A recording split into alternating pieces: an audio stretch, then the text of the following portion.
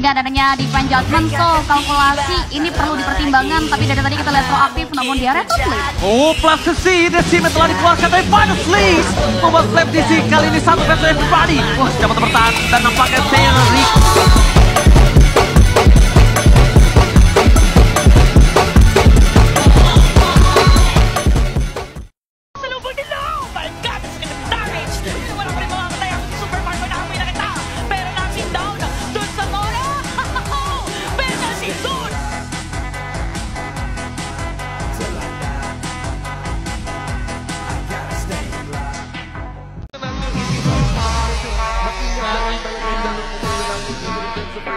Kailangan nila